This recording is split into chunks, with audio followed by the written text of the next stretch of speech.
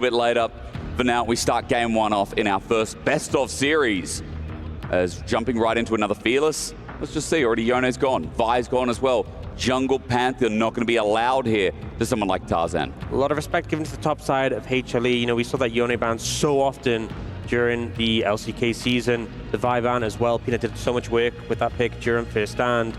And going away from Zeus makes complete sense. But a lot of jungle bans towards Tarzan, really respecting the impact he can have on these picks. Still, there is Zinzao available, but Varus being left open that will instantly get snapped up here. We did just see it win our previous match. And HLE definitely will have expected that. We'll see what the plan is going up against that pick. Talia is also open, so if you want to talk about power pairings for Zeka and Peanut, I don't know how you feel about seeing a Zinzao Talia to open up game one. Yeah, I mean, Zeka's definitely confident on the Talia, something he was keen on bringing out. Rumble also keen on picking out, nice one. Available. Looking towards the Azir, though, interesting. We often saw, you know, the Talia, people happy to take the Talia into the Azir in the LCK. And Zeka opting to take the Azir part of the matchup, so I imagine Shanks could just go for the Talia into it. And we could just see them go for the, you know, the side you mentioned, which was that Talia Zinzao in return. It suits the playstyle for Tarzan as well. Give him something he can initiate on. It's perfect. I feel like Shanks has really honed his craft on champions outside. Just the Galio, his Cassio OTP, his Rise is like, Shanks got such a diverse pool, and on carry mid you can rely on him to win the lane and try and take over the game from there. Let's see if Tarzan gets the pairing here now. You'd think yes. Now the biggest question is, can Peanut match it with anything? Do you like a Sejuani here, Orcs? That feels like that's an easy, obvious answer into something that wants to go into melee. Yeah, I mean, I feel like Peanut has a lot of options he's gone to before, you know, even like the Trundle is okay in the Zinzao. So open. Skarn is fine. I think there's huge pressure to pick up now if you want to match AD carry in this situation. And I will say, going for the Zinzao here for AL does mean that the top lane pick won't be secured in this situation. So Flandre, you know, he won't be able to match the Rumble right now. They will just go for that Trundle coming out. And obviously in some of these early duels, that bite reducing the AD of the Zinzao, his auto attack based, can be pretty solid. And now going into the bans, so can really set up Zeus to be in a great position here. If there are any picks you expect Flandre to bring out, can target him a decent amount. You obviously have first priority after the bans as well. So if there's a support you want to pick up and prioritize, you can look to do that as well. They all opt to actually ban away supports, taking away the Braum. Obviously a good pairing with both the Zinzao and the Varus. Being able to stack that up quickly, especially if it is that on-hit Varus. And Jin taken away from Viper, a pick he is very potent on. Flandre might be opting in for an option now, probably thinking a bit deeper because the Braum is gone. Something like the Ornn into the Rumble we've seen a lot, even especially at MSI. I'm not seeing a lot at at LPL because it'll lose lane, but again, long-range engage, added with something like Varus with Talia pick. Something to discuss, something to think about. Nico's gone, another engage option off the table. Jin was utility range for HLE. Something to match maybe the Varus. Do you care about Ezreal's? The biggest question is Sivir actually. A scaling option taken away from Viper. Yeah, banning away that Sivir that we've seen Viper play earlier in this tournament, actually, time that one. And they are just going to go for Delight Alistair, prioritizing that on that fourth pick. We saw this quite a lot kind of in earlier patches where you'd see that fourth pick Alistair. The Senna is still open and available as well. They can actually take the Senna Alistair here with that final pick. So I think a pretty smart move taking the Alistair here, and the fact they deny the Braum Nico sets that up. AL considering their options, the Rel, you know, I mean, it's still playable into the Alistair, but I think Rel into Trundle Alistair might have a bad time, so instead opting for the Rakan potentially. Seeming to be the lock-in, and now we get to see what Flandre is going to go on the top lane. Obviously, a lot of options. Could just go that tank in the top lane. Could go for something, a more carry matchup. Galio's open, but do you have enough damage? Are you worried about how your damage scales into this comp? Or maybe it's just a non-factor? I think they have enough damage. Okay. You know, I think it's... Double AP Soul Lands, Galio feels nice. Now, apparently it's been picked, we just can't see it. Yeah. Ooh, the mystery pick. We don't know what it is. We don't know. They opt to go for the Xayah instead of the Senna. So a bit shorter range, but you know, when you're diving into it, a lot of power. But it does mean into the Varus. If it is that poke Varus, might feel a little bit painful. You know, I feel like sometimes you get a draft where a lot of the picks are just powerful sort of meta picks. Yeah. I feel like we've kind of gotten that. Have been revealed, Aurora is that hidden pick. Okay. So we had that matchup earlier today as well, the Aurora into the Rumble, looking for a bit of power in the top lane. Flandre wanting to put some pressure on Zeus. She was in the weeding, that's why you couldn't see her. Makes sense. Yeah, I feel like a lot of the picks we have, quite high in the tier list. Not too surprising for a game 1 in a series. Yeah. Nothing too crazy, I would say, has come out so far. But again, it's a lot of prep for the rest of the series. It's what's nice about Fearless as we get into best ofs. You know, obviously it's best of 3 until finals, and that's a best of 5. But like we do get some kind of draft identity being built over the series. It is only game 1 of a new kind of rivalry that we're building up, and AGL versus Humble Life. They haven't had the chance versus each other, mainly as well because anyone's legend, new to the top. This team has kind of been sourcing itself for the past couple of years, trying to find their identity, put this roster together with players who have been pushed to the side a little bit. Hope's a great example, never really getting his time in the sun, and you know, he was in JDG, replaced by Ruler. And then after that, Hope had to work his way back up. Shanks is someone who's been around Team WE. He was like 4th place, 6th place, 8th place for the longest time. Worked his way up. Flandre obviously won a world champion in championship in 2021 with Viper, by the way. Yep. A lot of relationships between these two teams. Work his way back up as well. Yeah, that's what's so cool about this is there's so many stories. Tarzan and Viper, you know, used to be on that amazing Griffin roster in 2019 that we thought would go so much further, but IG stopped them to eventually go and win the world championship. It's story galore with Anyone's Legend versus Humble Life. Our first best of 3, our first quarterfinal. It's still a knockout stage. It is single elimination. The loser of this will have their key crushed. The winner moves to a semi-final to verse T1 MCoy, whoever comes out of that series alive as well. I mean, I feel like we got a lot of good quarterfinals ahead of us, but we do. You know, I'm kind of locked in on this one. This one really felt like it was set up to be. We're going to cast it together. It's like 3 hours together. I know we're locked in on something else. It's like, you know, like I'm your wife or something, you're looking at someone else. Even before I knew I was going to be casting with you know, I was like, that one looks like a banger. Well, this could be the dingo of the series today as well. Thanks for that one. It's like a really cool dog, you know? Yeah. Well, if you didn't watch yesterday, you're out in the wilderness right now. That's okay, I'll bring you back in. Listen here. We're looking towards how mid-jungle operates. And also, I know Humble Life, we've got a bit of scaling in this comp as well, but it's a self-sufficient 80 carry. It's about snowballing here for AL. Bit faster of a comp, you think? How are we operating? Yeah, I mean, I don't think the game is like cooked. The thing is, I feel like the poke virus in this situation, you know, has a lot of value into like the Xayah and the Azir. I feel like that long-range poke can have a lot of power. I do feel like some of the picks you want to have a lead with, like the Aurora and the Virus, can feel a bit underwhelming when they're behind. But I don't think it's like as desperate. It's like some of the games we've had this tournament being like you're against the Senna, and it's like if you don't do something early, it's just cooked. Yeah. But not cut and dry, that's nice. Yeah, I do want to see what Shanks can do because he had such a good performance at MSI. Yeah. A lot of people, you know, expectation coming into the tournament with so many stacked names, you know, your Chovies, Fakers, your Knights. A lot of people were very impressed with Shanks' performance, and a lot of people saying he was the best performing mid of the tournament. And now with this Talia into Azir matchup, has the chance to really take over the game. Zach is kiting well though in the Unraveled Earth. Flying astray a little bit. Peanut is quite behind towards that mid lane. Behind meaning he's just moving up towards the top side, out of vision.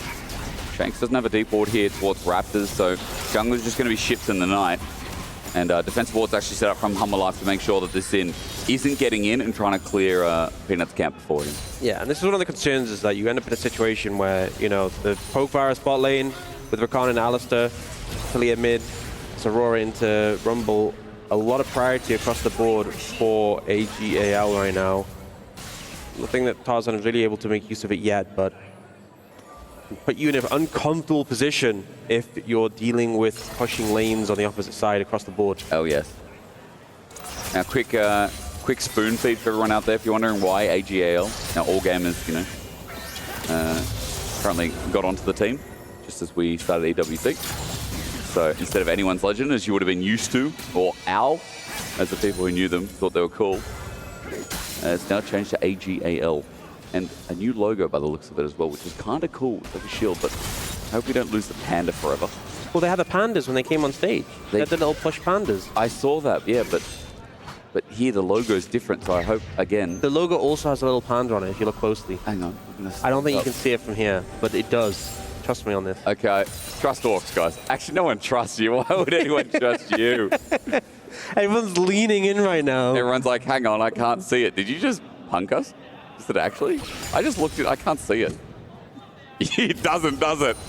If you look really close, everyone's got their head on the screen like, I don't see it. Keep looking, guys. Update me if you find it. Shank's getting poked out a bit now. Zek is doing pretty well in this lane. I think he's kited around the Unraveled Earth pretty nicely, but again, all it takes is burst like that. And Shanks, even after the Unraveled Earth circle, he's just going to throw a single rock out. One hits, one does not. Let's take a look towards top, because Viper's already making his move. 4 minutes 30, and lane swap begins. Zeus on a ward, spotted out, cancelled. Splanter has a slow pushing wave. Yeah, I think, especially with how the lanes have been going early on, the sooner HLE can break up these lanes and get the swap in, the better. Other than Zeku, who's actually been having a great time in the mid lane matchup. Yeah. But sort of switching Viper up the top side and changing things up, definitely favorable. But you can see already by the CS leads in the AD carry and top role that AGL already forming a little bit of a lead. Still early days, not too significant yet, but those advantages showing up so far. Bell's hovering around mid, looking to get some information. Gleaming Quill will spot out Peanut. I think he was just trying to stop Zeka's recall for as long as possible, being a little bit annoying. There's a lot of supports who will do that and just harass you whenever you're trying to recall. True. And Rakan's so good at it because it's so hard to actually punish him for it. A lot of supports die trying to stop enemy recalls, but so many escapes. Yeah, the best is when they have Ignite and they just do the walk up and Ignite you. Oh yeah, the Chad move. The classic. Unsealed Spellbook, very possible in this game. Yeah, sadly just don't have Ignite as much anymore with all the heal being taken, but yeah, the Unsealed Spellbook gives that potential back. That does mean double smite for both teams again. Something we did see quite a lot at MSI. Like the Bards always taking it. Hale going to start up Dragon now. This is widely uncontested. Peanut just walking down. Delight, however, was all the way up in top. So in this lane mismatch, naturally AL have priority here until Seismic Shove comes through onto Zeka. The walk down, it's not going down that quick. Peanut wants Rumble's to fight. And then teleporting in, it's going to be a full contest, but it's smited by anyone's legend, but shoved back in. It's easy from Zeka. With Zayas burning down as well on a double flash, it's going to be matched. Zayas gets over the wall and says howdy doodly, but Shanks, as he gets burned to the side, he's just trying to survive. Helped out from Kael. Shanks sends the rocks out, survives for now. Now Delight has run out of damage. Blind Ray joining in. The 6 did wonders, and while the 80 carry and top stayed there, Viper missed out on the action, and AL complete. Yeah, the extra TP, the extra man for AGL gives them the advantage. I think HLE feeling confident because they had the Empress Divide, the Equalizer available, thought that's going to be enough to win the fight, but the Summoners come out from AGL that gets them out of the fight, and sure, Viper gets some free farm in the top lane, but in return, Hope is now 2-0-1 on this Varus, and they'll definitely take that advantage. Zeka had a nice shove. I'm sure we're going to get a replay in a second, but that was all over the place. Teleport being channeled. I want to see who was first. It was AL who channeled the TP first. Yeah, so we end up getting the ult comes in, the Equalizer, but it's kind of a shove off it, so it's not a huge amount of value. Yeah. And then all these flashes to follow. But Zeus' cooldown's a little bit late. It gets a bit split. Peanut goes down. We don't get this kill onto Shanks, who gets another rotation of spells. And Delight kind of has to commit so deep to finish off True. the Rakan, so very scrappy fight, and it was kind of one of these things where they'd already committed, so when the TP was coming in, there wasn't really a way to get out again. Yep. And again, Viper was just in the top lane farming. I think HLE had a lot of confidence in those ults carrying them through, but realistically, the Equalizer just didn't get that much value. True. I should correct myself. Only one TP channeled in that fight. Obviously, Zeus was down bot with the lane swap, where they were mismatching, so yeah, his Equalizer didn't get much value. Bondrew picked up a kill from that trade as well. Outside of that, it was only Delight. Pick up the second kill for HLE. Small gold lead for AL. As quick note as well, that dragon, it did go down. Orcs, I'm looking up. It's Infernal. Sorry, I had to look for the logo. The Infernal Dragon that's did start off. usually how you work out what dragon. I know, but it has a little fire symbol. Yeah, but I'm used to the color of it. It's like a white symbol here. So I look at it and I'm like, oh yeah, that's it. you're used to something. It's like the overlay at MSI and EWC being different. And you're looking like, oh, it's very different as grubs are going to start off. Pause on that thought. Yeah, I do. Like an old man. One grub taken. Second, waiting for the smite here. Tarzan gets it. Trying to disengage his Peanut. Now with a pillar up, but the light is too far from the engage. Zeka has his wall up, but doesn't want to commit. So 2 for 1 grubs is special. The thing is, AL there, there's no real reason for them to overstay when they've already got those 2 grubs. I'll give one over to HLE. They've already got the advantage. We'll back off on that play. But again, game's still very close at this point. You can see feats of strength are built up pretty heavily in favor of anyone's legend right now. 1 away in terms of objectives from securing that. Zeka playing very aggressively on this Azir. Kind of has been all game. And he is the only person with an advantage on HLE, apart from Delight, who got that kill earlier, and he's now looking for a play. Flandre, yes, between worlds, so pops him under turret. Look out there, the minion wave is Delight still in his ulti, looking for his trample. He's going to run out shortly as the Featherstorm will fly. HLE, that 2-man dive, pulls out an ulti, gets some damage, but in the end, 2 ultis for 1 is the trade. Such a hard champion to dive. I feel like it was a little bit ambitious to go for, you know, and in the end, you're trading both of your ultimates for the ultimate off the Aurora. You do chunk Flandre out, but I mean, they went for it. They didn't exactly lose. They didn't die for it. They didn't burn any summoners massively. And it's just a trade of ultimates. But yeah, a hard one to try and pull off there. Even though Viper did get a good amount of damage down with his ultimate. It's now a minute until that next dragon. You can see supports down in the bot side of the map starting to get a little bit set up in the area. And it will pick up that Scuttle Crab. And already Ghostblade completed for Hope. Yeah. And I feel like the Varus kind of in a pretty great spot. And this is kind of the problem with the Xayah, is that the Varus, when you're playing for mid priority at this sort of point of the game, setting up these waves, the Varus can just poke you out. True. How do you step up? Yeah. I mean, at least with the Essence Wave, you can kind of just play a little bit like caster Xayah, because you know you have infinite mana. You can just spam your abilities to clear the waves a bit, like Viper's been doing there. But you're still going to take poke, right? And you get whittled down, and eventually you're too low, so you can't fight. Which obviously isn't ideal. It seems also very easy to pull out Xayah ulti in this game as well, right? Like, there's a lot of tools. Like, everyone has some kind of lockdown or CC that can pull out the feathers to fly. I mean, some of them are, you know, like Xin Zhao and Rakan at least have to get close with it. Yeah. Seismic Shove's pretty telegraphed. The Varus ult's pretty telegraphed. And the Viper's pretty good at kind of responding, so... Yeah, I'd expect it to be good. We've got a good amount of value now. Viper's not the problem, yeah, okay. Anyone's Legend have started this up. Oh, Peanut could be in some trouble. He's chunked out before. Wait for the subjugation, no. That might bring the fight back. You said TP. It's a double. On the back is Flandre coming in, and he's got his ulti back up. The shove sent back from Zeka. Kale re-engaged with the quickness, and the Between Worlds clears HLE. As Dragon goes down, Flandre with an auto. It's now cornered out, but he's going to go into the weirding. Buy time and Shank zones for him while the feathers are going to fly out on the left side of the fight, but Hope is now on the left as well. Shank sent the wall out, a double feather pull. Viper somehow brings it back. Zayas cooking them, but there's not enough damage yet. Viper now too far forward with nothing but his cleanse, but it won't save him there. A double kill over an AAL spring to life. Oh, now looking for more? And there's a chomp as well, shut down. Okay, Peanut gets 1. TP, they wanted a little bit more. Maybe Zeka thought we can go again. Yeah, not really going to find anything on the back of this. Dragon goes over to anyone's Legend there, and the fight advantage as well, but a little bit of an answer back. It's Hope, though, who's the main beneficiary of that 4-0-1 now on this Varus, able to clean up those kills. And think, hell, here able to find Zeka. Really great play. So initially, they look for the Azir, get the ult, and then he re-engages, catches him after the ult's down. So immediately Azir's gone. Peter gets chunked. Zeus looks for Flandre, but kind of gets juked by him here, so doesn't have the follow-up damage. I gotta say, Viper's doing everything he can in this situation. Manages to get a huge blade caller on these two. That's the only reason the fight wasn't completely doomed, but even he can't do enough because Hope is just charging forwards, cleaning up kills in this fight. As you said, the Yomas did work for him earlier. It's doing work for him again. Backing on a ward here, though. This is how Peanut gets the shutdown to Light with no HP. It's a clean return kill, but then they lose Zeka's TP after the fact as well. Tarvin looks concentrated, locked in there. 3 for 2. So not a huge advantage, but the Dragon secured is the objective they wanted. Yeah. And if Flandre hadn't recalled on that ward, it would have been even more favored towards anyone's Legend. It's still in a huge gold lead. They do get the feats of strength. They do have the 2 Dragon leads, so definitely a big edge for AL.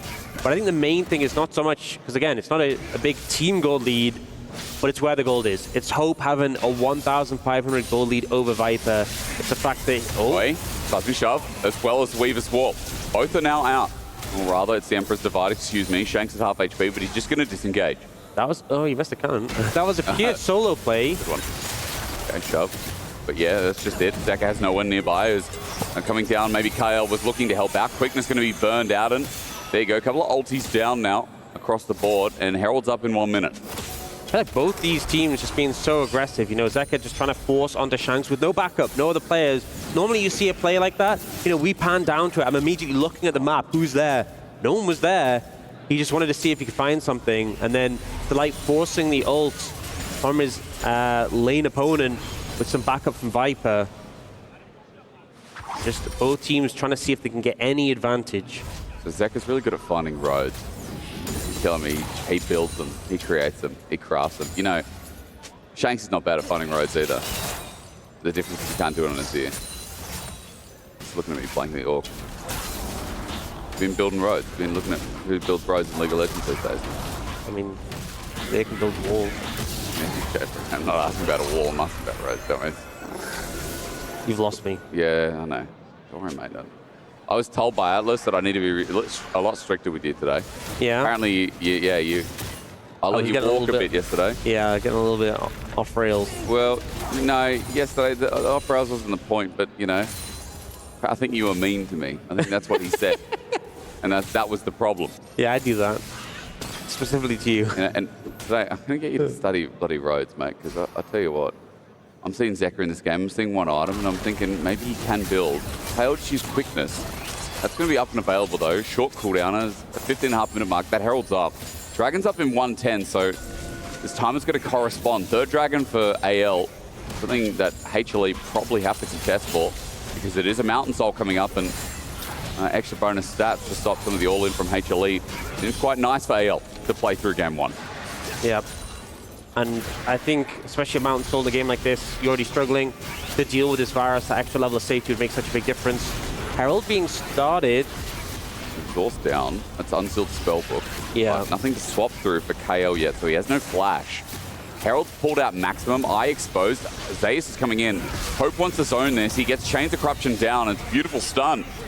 Herald taken down and Smooth Criminals. HLE just walk out with a bit of poke on their backside. Just so hard to approach, you know. They're wanting to look for an angle, they want to try and challenge, but the poke from Hope is so significant. Even this early on, no one's that tanky, and he has such a lead over pretty much everyone in terms of gold. Another cannon. Wait, boy, there's the zoom in we're asking for, isn't it? Now looking towards this Dragon that spawned up, bit more control in favor of HLE in the area for now. The Herald gonna get thrown down mid, gonna force some sort of response. TP coming in as well. AL definitely putting the focus down here. You see the recall coming in from Zeus as well. Been nice. Okay, pillar in the way, easy for Peanut. Doesn't shove on Delight. They're drawing out the Unbreakable Will, but they haven't found it yet. Herald is going to drop down before the charge. That pillar interaction annoying. TP flank though. HLE looking for an angle to bring this game back in. For game 1, the opening of the series, it's Zeus who pokes out Tarzan and HLE converge. He jumps, he flashes, takes the blast cone. Nice escape from Tarzan, but it doesn't end there. HLE have been poked out by Hope, and this third Dragon continues to be a look. I think AL on in a rush. Just let Hope get the poke down. More poke on into Light. Zeka's already half HP. Tarzan will go into the Dragon so he can stack up his knock-up. Thanks. It's about his Weaver's Wall as well. It's going to come in. Peanuts on the wrong side of it. All right, we'll see. Equalizer down. There's the quickness again from Kyle, but Peanuts still not dead at 3.5k. The Between Worlds hits 4 people. Flandre, he's exhausted, but he's done the damage. Redemption comes down to Light. Gets backline engaged, but it's third Dragon over to anyone's Legend as Tarzan destroys the enemy jungler. Running through its Peanut, rather, who ends up dying, but Zeus tagged out. Viper as well. Tarzan will clear them for a triple, and anyone's Legend have taken Game 1. Such a good fight from anyone's legend there. Able to get the Dragon, able to play it patiently, have the cleanup, the value that Flandre got there with the AoE, and it just forced them into this position where they had to try and go in. You see Delight here, the latter end of the fight.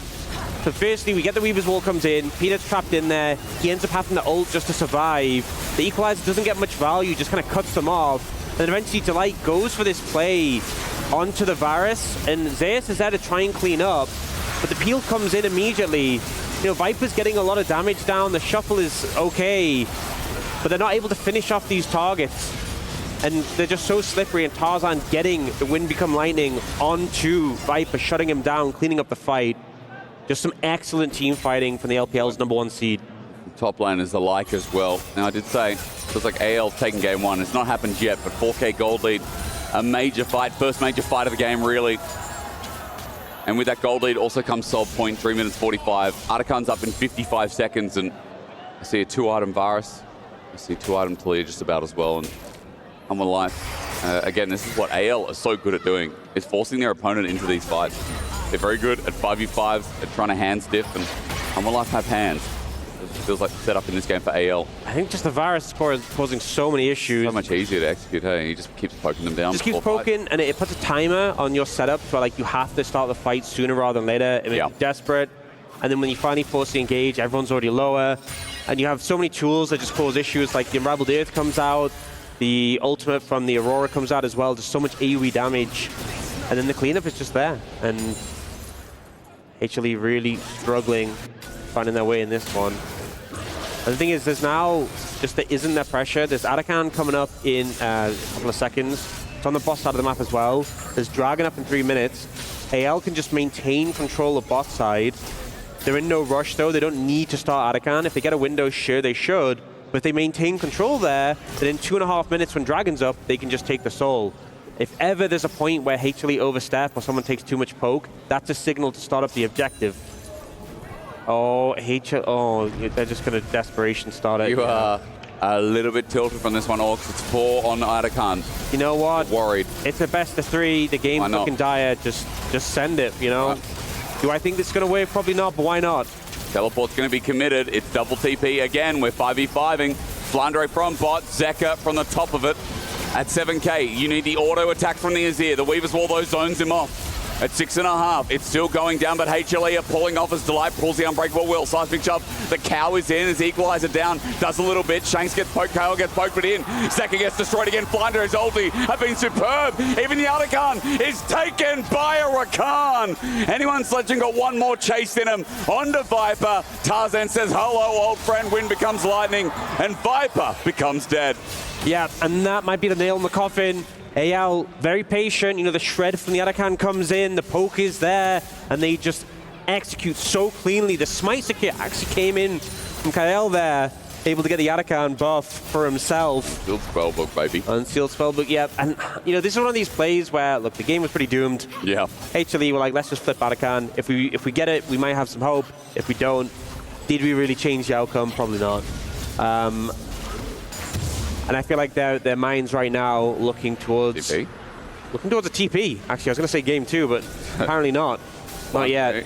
Can weird out somewhere, can't he? But he's just going to walk up, get the shutdown. Shutdown to Zeka does feel nice, all game considered, but... Yeah, it's 50 seconds until Dragon.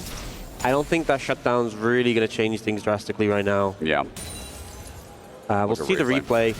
So the thing is, resistance is getting shredded when you're in the Arakan pit, and especially against like a lethality champion, it just makes it so much scarier. The wall comes in, which doesn't have like huge value, but like think about the light gets shredded even through the ult. He takes so much damage, and then Zeka's a little bit split here and just gets jumped on and deleted. You know, Viper has to ult just to survive. The front line gets shredded, and it's just so quickly over. Viper does what he can to survive, but not really many options in this situation. It was a 4-man smite fight. The light didn't get the smite in the end. And again, yeah, it was Rakan, it was Kael who took the smite and got the Arakan. Now, game 1 looks all but secure, but for HLE, their last stand here in this first game at the very least to stop Dragon's Soul. It needs a miracle. They need Zeka with the shove, but the Weaver's Wall begins us off. Seismic shove comes through. Peanut dodges away, but the Between Worlds set up with KL is beautiful. Now Mountain Soul easily smoked it down. Delight's Unbreakable Will hangs in the balance, but Viper can't save his support. All from anyone's legend are in. They're all gamers, they're all legends, and that's all you need to know for a successful game one. Zeus and Viper get out, but the game is all but done. Chilling Smite for the follow-up. Tarzan, he cares not. He'll ulti out, and Viper will be the last to go. Again, AL sink in their fangs. And that's game one going to be over. Should be able to end off the back of this. AL with a dominant start to this series. A best of 3 as well, so they'll put them on match point very quickly off the rip. And I think leaving the Varus open, they're going to regret that one. Obviously won't be played for the rest of the game. Actually won't be able to end just now, but I feel like the game is as good as done from this point. You're right, this is 12k gold lead, and we might even be able to approach near the 20k mark as well if it keeps happening the way it is. Baron's up in 1 minute, that'll help them close the game, but it's replay time because around this Dragon, this did feel like I'm Alive are just trying to send it. Yeah, I mean, Zeka ends up getting just clumped together. The recall value is so high here from KL. And I just don't see any angles to fight for this position anymore. It just feels like cleanups from AL. Find a target, see a target, kill a target. That simple. Tarzan doesn't even stop there. Ends up being an ace. And Tarzan, I mean, he's had a great game again. Anything that gives him agency, looks like that's why Tarzan is the best jungler in LPL when there's all these big movements being made, you know, going from Shun to Wei to H1 for BLG now. You know, Top Esports not making MSI. Feels like Tarzan uncontested. As Delight pops his ulti again, you're finding out why now. There is a pop over the wall. Hope is caught out. This Varus does a bit of damage, but he's shut down. KL goes in with the quickness, and for Humble Life, maybe an advantage that they never knew they'd find, but Flandre destroys Zeka before he gets to interact with the game. His flash still up, but now he's body dead as KL gets back line again. Viper caught between the worlds, and Peanut as he charges out had no chance to begin with. Even with a catch on Hope, it's still not enough for Humble Life in game one. Yep, not enough with how fed the other members are. They are just going to push through. Don't think Zayat's going to be able to do enough on his own, especially without the equalizer, looking towards game 2 on the back of this push. As you said, the Varus is a big regret, but for Humble Life, a 25-minute loss, count at 26. The Weaver's Wall, Zayas can't get anywhere near to stop it. The death timers are short, that short, because this game hasn't even started. I mean, we normally stop at 30, but 25 minutes in a best of 3 in quarterfinals, that's domination from AL.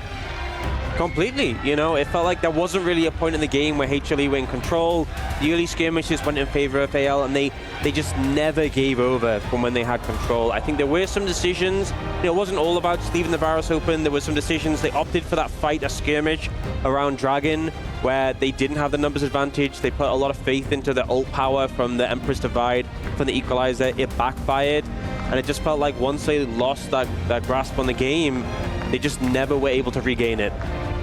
All right, we're going to send it back over, though. Game 1 is done and dusted, but it's the best of 3 eliminations, so we'll find out what happens between game 2.